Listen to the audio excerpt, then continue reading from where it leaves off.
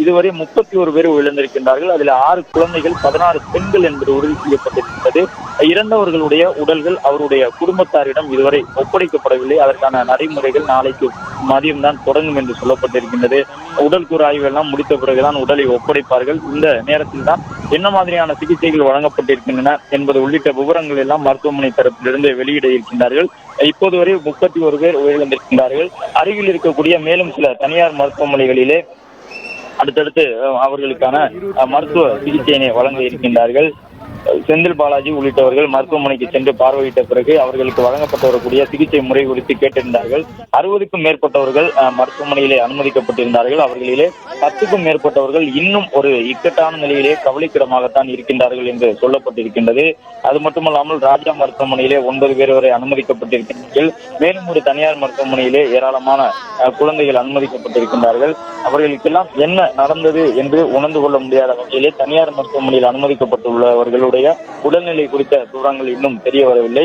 குழந்தைகள், பெண்கள் என்று ஏராளமானவர்கள் உயிரிழந்திருக்கக்கூடிய சூழ்நிலையில் அந்த பகுதியே ஒரு மயான ஓலத்தோடு, மரண ஓலத்தோடு, மயான பூமி போல காணப்படுகின்றது. இந்த நேரத்தில் யாருக்கு யார் ஆறுதல் சொல்வார்கள் என்று தெரியாத வகையிலே அங்கே இருக்கக்கூடிய அவர்களுடைய மனநிலை இருக்கின்றது. தொடர்ந்து உயிரிழப்பினுடைய எண்ணிக்கை அதிகரிக்கக்கூடும் என்கின்ற ஒரு அச்சமும் இருக்கின்றது. இவர்கள் அனைவரும் மூச்சு திணறலால் இறந்திருக்கிறார்கள் என்று சொல்லப்பட்டிருக்கின்றது. மேலும் பலர் அந்த அதிர்ச்சியில் அந்த சம்பவத்தை பார்த்த பிறகு உயிரிழந்திருக்கிறார்கள் என்று சொல்லப்பட்டிருக்கின்றது. மூச்சு திணறி இறந்தவர்களும் இருந்திருக்கின்றார்கள். ஒரு சிலர் மட்டும்தான் மருத்துவர்கள் வழங்கியிருந்த அந்த முதலுதவி சிகிச்சைக்கு பிறகு மீண்டு வந்திருக்கின்றார்கள். இந்த நேரத்திலே அவர்களுக்கான அந்த மருத்துவ சிகிச்சைகள் தொடர்ந்து கொண்டிருக்கின்றன. அவர்களை எப்படியாவது மீட்டுவிட வேண்டும் என்று மருத்துவ துறையை சார்ந்தவர்கள் முயற்சித்துக் கொண்டிருக்கின்றார்கள். ஆனால் அடுத்தடுத்து ஆம்புலன்ஸ் வாகனத்திலே ஸ்ட்ரெச்சர் மூலமாக ஒரே ஸ்ட்ரெச்சரிலே குழந்தையும் இருக்கின்றது, தாயும் இருக்கின்றது.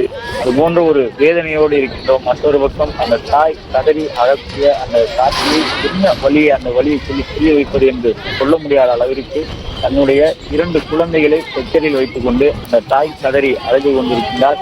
அவரை ஆறுதல் சொல்வதற்கு கூட யாரும் இல்லை. கேட்கில்லாமல் அந்த 2 குழந்தைகளும் ஸ்ட்ரெச்சரில் கிடைக்கின்றன.